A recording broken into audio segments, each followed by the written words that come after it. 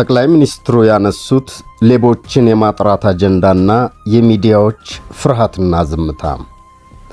ጠቅላይ ሚኒስትር አብይ አህመድ የኢትዮጵያ ሕዝብ ከሌብነትና ከመዋቅራዊ የተግባር ጉድለቶች መላቀቅ እንደሚፈልግ ያነሱት ጠንካራ ሐሳብ የኢትዮጵያ ብሮድካስቲንግ ኮርፖሬሽን ኢቢሲ እንዲሁም ፋና ሚዲያ ኮርፖሬሽንን የመሳሰሉ የመንግስትና ለመንግስት ቅርበት ያላቸው ሚዲያዎች ለምን በተገቢው ልክ ሊዘግቡበት ሊያስተነትኑበት ተሳናቸው?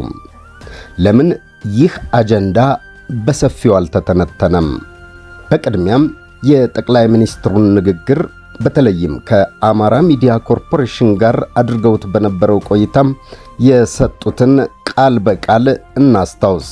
የኢትዮጵያ ሕዝብ ሌብነት በቃኝ ብሏል። ሌቦችን ከውስጣችሁ አጥሩ ብሏል። ሌብነት የተንሰራፋበት ብልጽግናም አልቲሜት ግቡ ማለትም የሚጠበቀውን ግብ አያመጣም ብሏል። ቀን ከሌት የማይሰሩ የማይተጉ ሰዎች፣ ስልጣንን ወንበር መጠበቂያ አድርገው የሚያስቡ ሰዎች፣ በተጨባጭ ውጤት የማያመጡ ሰዎችን ፈትሹ ብሏል ሲሉ ነበር ጠቅላይ ሚኒስትር አብይ አህመድ ከአማራ ሚዲያ ኮርፖሬሽን ጋር በነበራቸው ቆይታም ቃል በቃል የጠቀሱት። አሁን ወደኛው ትንታኔ እንመለስ። ማጠንጠኛ ርዕሰ ጉዳያችን ሚዲያዎች በተገቢው ልክ ይህን የጠቅላይ ሚኒስትሩን አቅጣጫም ለምን በባለሙያም ሊያስተነትኑበት በሰፊው በጥልቀት ሊገቡበት አልደፈሩም? ምን አስፈራቸው? ምን አንዘረዘራቸው? የሚል ነው። የሚዲያ ዝምታና ምክንያቶቹም ጠቅላይ ሚኒስትሩ ያነሱት የሌብነት ማጥራትና ተቋማዊ ጽዳት ጉዳይ የአገሪቱን የፖለቲካና የኢኮኖሚ አቅጣጫ የሚወስን ወሳኝ ነጥብ ቢሆንም በዋና ዋና መገናኛ ብዙሃን ዘንድ በጥልቀትና በስፋት ላለመተንተኑ የሚከተሉት ምክንያቶች ተጠቃሽ ናቸው የሚል ከሁኔታዎች የሚነሳ ሙያዊ ግምት አለኝ። የመጀመሪያው የተቋማት በውስጣዊ መረቦች መወሳሰብና መበከል የሚል ነው። ብዙዎቹ ዋና ዋና ሚዲያዎች ራሳቸው በውስጣቸው በተዘረጋ የጥቅም መረብና በሌብነት ተተብትበው ይገኛሉ። ይህ በግልጽ ሊነገር ይገባል። ሚዲያዎቹ ራሳቸው በውስጣቸው ባለው አሰራርና አመራር የቆሸሹ ሲሆን የሌሎችን ሌብነት የሚቃወም የምርመራ ጋዜጠኝነት በራሳቸው ቤት ውስጥ ሲፈተሽ ዝምታን መምረጥ ይቀናቸዋል። የዕለት ተዕለት ዜና ላይ ብቻ የማተኮር ዘይቤ ደግሞ ሌላኛው ድክመታቸው ነው። ሚዲያዎቻችን በሂደት ላይ ካሉ ስልታዊ ማለትም ስትራቴጂካዊ ጉዳዮች ይልቅ በክስተት ማለትም ኢቨንት ድሪቭንስ ዜናዎች ላይ ብቻ የመወሰን ባህሪ ያላቸው። ጠቅላይ ሚኒስትሩ ከአንድ ሚዲያ ጋር ያደረጉትን ቆይታ ያው ክስተቱ በነበረበት ዕለትና ቀናት ብቻ ይዘግቡና ከዚያ በኋላም እልም ብለው ይጠፋሉ።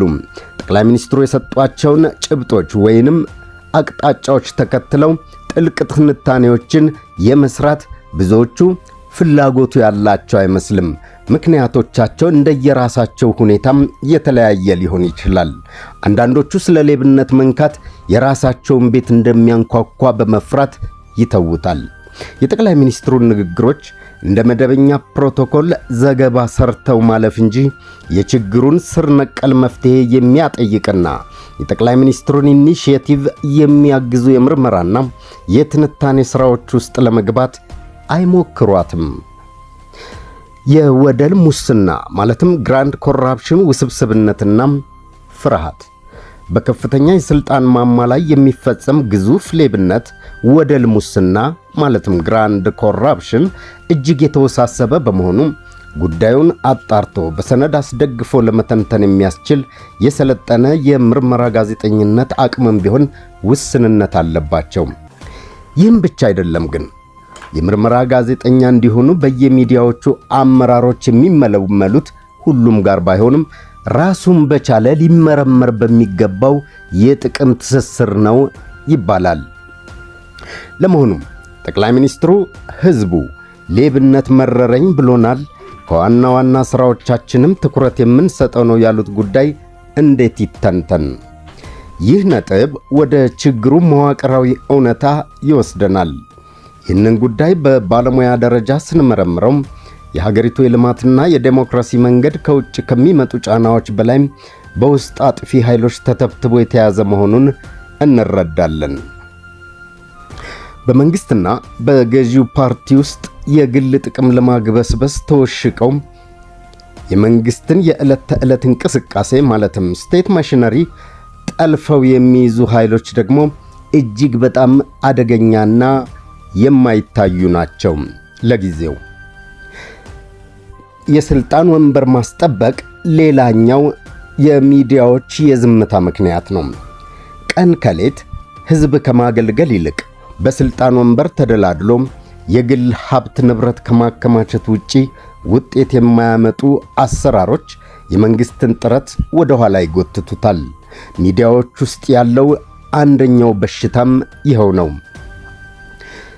የመረጃ መተሳሰርና ማበጠር አስፈላጊነት። በወታደራዊ ደህንነትም ይሁን በሲቪል ደህንነቶች ውስጥ መረጃ አይናቅም አይደነቅምም የሚል መርህ ይከተላሉ። ሚዲያዎችም ይህንኑ መርህ በመከተል ከታች እስከ ላይ የሚመጡ ጥቆማዎችን የሚቀበል የሚያጠራና የሚያበጥር ዘመናዊ የመረጃ መከዘኛና ማበጠሪያ መጋዘን ማለትም ኢንተሊጀንስ ኤንድ ዳታ ክሊሪንግ ሃውስ ወደ ሥራ ማስገባት ለዚህ ትግል ስኬት በጣም ወሳኝ ነው።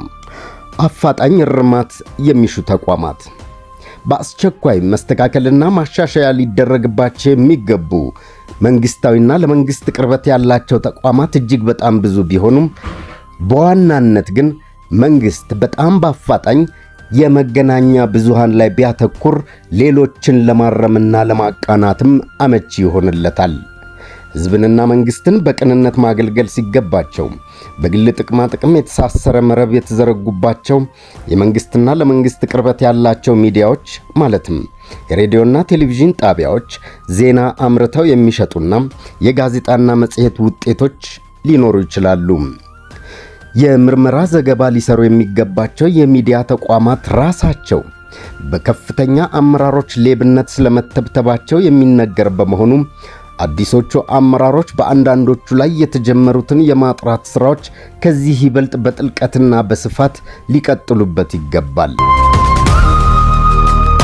በማጠቃለያም የመንግስትና የፓርቲው ማሻሻያ ዘመቻ ውጤታማ የሚሆነው ከላይ የሚሰጠው የፖለቲካ ቁርጠኝነት ከታች ባሉት ተቋማት ውስጥ በሚደረግ ጽዳት ሲደገፍ ነው። በምስራቅ አፍሪካ ግንባር ቀደም ሊሆኑ የሚችሉ የሚዲያ ተቋማት ጭምር በውስጣዊ ቆሻሻ ተበክለው መመልከት የሚያስቆጭና ያሳዝናል ተብሎ ብቻ የሚታለፍ ሊሆን አይገባም። የቆሸሸውን ማጽዳት ለሀገር ግንባር ቀደም ድል ትልቅ ምዕራፍ መሆኑን ማስታወስ ያስፈልጋል። በአንዳንዶቹ ሚዲያዎች በተጀመረ የማጥራት እርምጃ አዳዲስ አመራሮች ተመድበዋል። እነዚህ አዲስ መጣ አመራሮችና የሚመለከታቸው አካላት የጀመሯቸው የማጥራት ሥራዎች ያለማወላወል እንዲቀጥሉ የባለሙያዎች የሚዲያ ሠራተኞችና የሕዝቡ ጥቆማና ርብርብ ሊጠናከር ይገባል እላለሁ።